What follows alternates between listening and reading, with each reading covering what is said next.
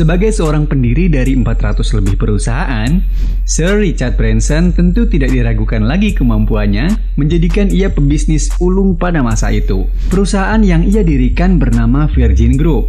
Beberapa perusahaan yang ia kelola ada di sektor penerbangan. Salah satunya adalah Virgin Atlantic.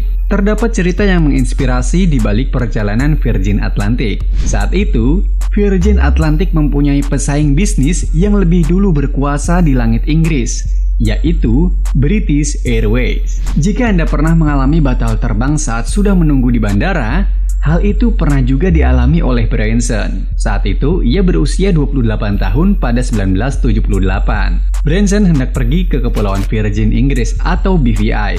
Namun, ia tetap memaksa harus terbang ke BVI malam itu juga untuk bertemu dengan kekasih yang kini menjadi istrinya. Sebagai seorang pengusaha sejak usia 16 tahun, ia menemukan ide untuk menyewa pesawat agar tetap bisa terbang. Karena insting usahanya yang kuat, tidak mungkin ia habiskan biaya sendiri untuk satu pesawat. Branson berkeliling bandara, menawarkan kursi terbang ke BVI kepada para penumpang yang juga mengalami gagal terbang sepertinya. Pada akhirnya, ia terbang ke BVI menggunakan pesawat yang ia sewa dan diberi nama Virgin Airlines dengan biaya $39 saat itu.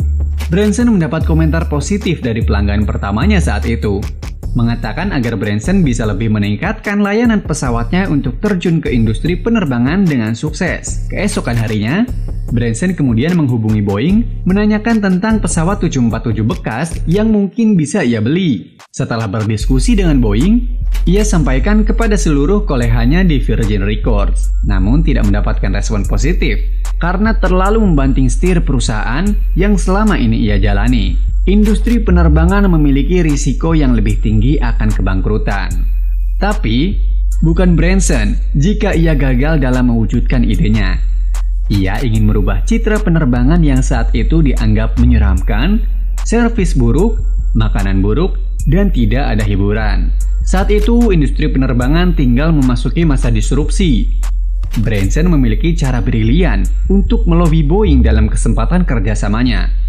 Alih-alih membeli pesawat dari Boeing, Branson memilih menyewa pesawat selama 12 bulan.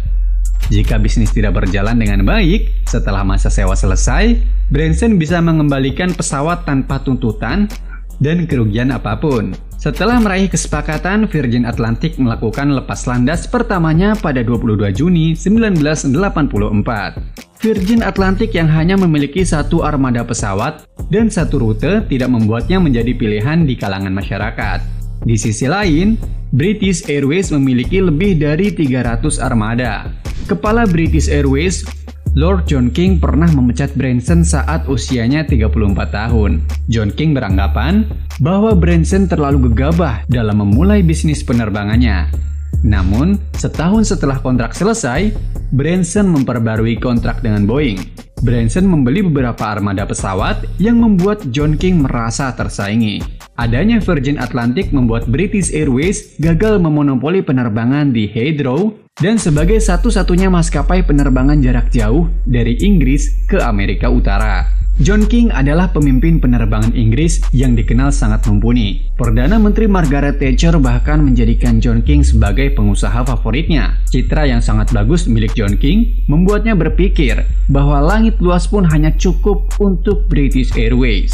John King mempertaruhkan citranya untuk membidik Virgin Atlantic. Ia menyelenggarakan rapat khusus dengan rekan-rekannya di eksekutif, membahas mengenai bagaimana menyikapi Branson dan memikirkan untuk menjatuhkan Virgin Atlantic bagaimanapun caranya. Tanpa mempedulikan etika bisnis, British Airways membentuk unit penyamaran rahasia yang dikenal dengan kampanye trikotor. Agen saluran telepon nakal menggunakan sistem pemesanan yang sama dengan Virgin Atlantic. Hal itu memungkinkan pencegatan calon penumpang Virgin dan mengalihkan penerbangan ke British Airlines. Tim rahasia akan berpura-pura menjadi karyawan Virgin Atlantic dan mengatakan bahwa penerbangan dibatalkan, lalu akan menawarkan rute perjalanan dari British Airlines. Tidak hanya Virgin Atlantic yang ingin disingkirkan oleh John King, ia menginginkan Branson dan seluruh usahanya jatuh. Ia menyewa seseorang untuk memata-matai Branson dimanapun dan kapanpun. Branson mengetahui bagaimana perusahaannya dipermainkan oleh manajemen British Airways. Trik kotor yang dijalankan John King menyebabkan Virgin Atlantic mengalami kerugian dan kekurangan cadangan kas. Branson berniat menggugat British Airways, namun kekurangan kas untuk bisa membawanya ke pengadilan. Dengan berat hati, Branson menjual Virgin Records pada Juni 1992 dan diakuisisi oleh EMI senilai $1 miliar. Dengan uang hasil akuisisi itu, Branson menggugat British Airlines atas pencemaran nama baik pada 1993.